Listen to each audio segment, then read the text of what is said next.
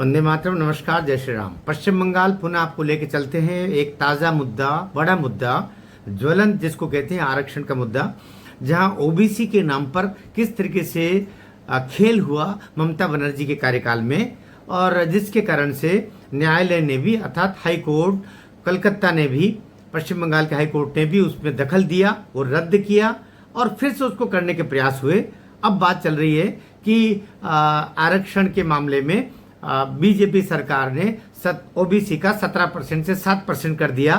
लेकिन सच्चाई क्या है, ऐसा क्यों हुआ, और आरक्षण के पीछे तुष्टीकरण और मुस्लिम परस्ती किस तरीके से ममता बनर्जी ने दिखाई थी, जिसके लिए कोर्ट ने भी फटकार लगाई और वो नीति को ख़त्म किया, उसके बारे में इस वीडियो में हम बात करेंगे। और लगेगा कि ये कितना ज़रूरी था और ओबीसी के नाम पर किस तरीके से 80% पश्चिम बंगाल के मुस्लिम समाज को लाभ देने की कोशिश हुई। लेकिन अंतोगत्वा 15 साल 16 साल के बाद में भी न्याय मिला और शुभेंदु सरकार आई और उसने कोर्ट ने जो बोला था उस अनुरूप किया। हुआ क्या था? हुआ ये था कि जब ममता सरकार आई तो ममता सरकार ने 2010 में एक ऐसी ओबीसी लिस्ट बना दी जिसमें 77 नई जातियां जोड़ दी, 77 नई जातियां जोड़ दी। और ये जो 77 नई जातियां 2010 में ओबीसी के नाम पर ममता बनर्जी सरकार ने उस समय जोड़ी थी आते ही, उसमें 77 में से 75 मुस्लिम जातियां थी। 77 में से 75 out of 77, 75 castes belongs to Muslim but actually they were not OBCs. तो अब जाकर के ये मामला कोर्ट में गया। कोर्ट में गया तो कोर्ट ने कहा कि ये अवैध है, असंवैधानिक है, और वो सूची को रद्द कर दिया। मामला तूल पकड़ता गया, मामला आगे बढ़ता गया। कोर्ट ने जिन आधारों पर ममता बनर्जी की इनको रद्द किया था, ये 22 मई 2024 को रद्द हुआ था, पहले से करते आ रहे थे, लेकिन ये कहा कि जितने नौकरियां दी है उनको भी हटाया जाए, वो भी अवैध है। तो ममता सरकार यहां से लेकर सुप्रीम कोर्ट तक पीछे लगी थी कि नहीं इनको बचा ले, क्योंकि उसमें 80% अर्थात ओबीसी समुदाय पश्चिम बंगाल का जितना कहा जाता था उसमें से 123 जातियों में से 75 जातियां मुस्लिम की थी, और 3 जातियां जो वास्तव में था वो तो बीजेपी सरकार ने भी रखा और कोर्ट ने भी उनको अलो कर दिया, हज्जाम वज्जाम कुछ थे। लेकिन बाकी तो उसमें सबको शामिल कर दिया। दरअसल कोर्ट ने खुद कहा कि ये राजनीतिक तुष्टीकरण का एक मामला है और इसको हम रद्द करते हैं।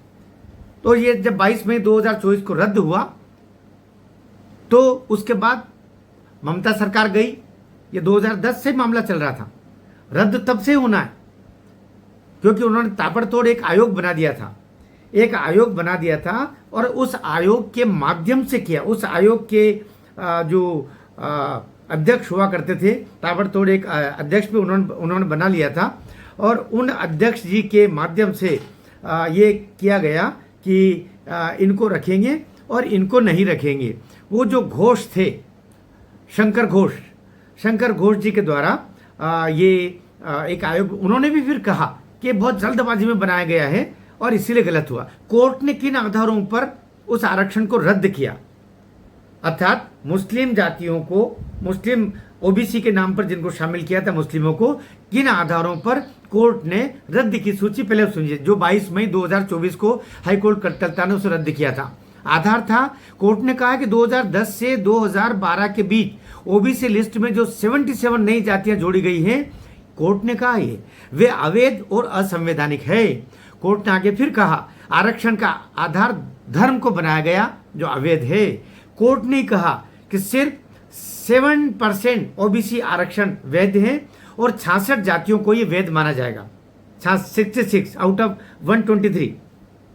शुभेंदु अधिकारी की सरकार जब आई तो उसने नई अधिसूचना जारी कर दी और 19 मई 2026 को इस नई सरकार के आते उन्होंने अधिसूचना जारी करके और कहा कि ये धर्म के आधार पर जो लिस्ट बनी थी 77 जातियां, उसमें से 75 को बाहर करके केवल 2 जातियों को, मुस्लिम समुदाय की 2 जातियों को इस सूची में भी शामिल रखा गया।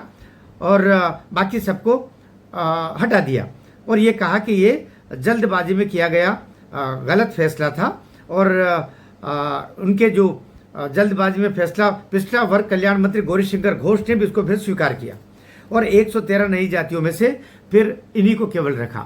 तो और ये आरक्षण 17% से वापस घटा करके 7% कर दिया।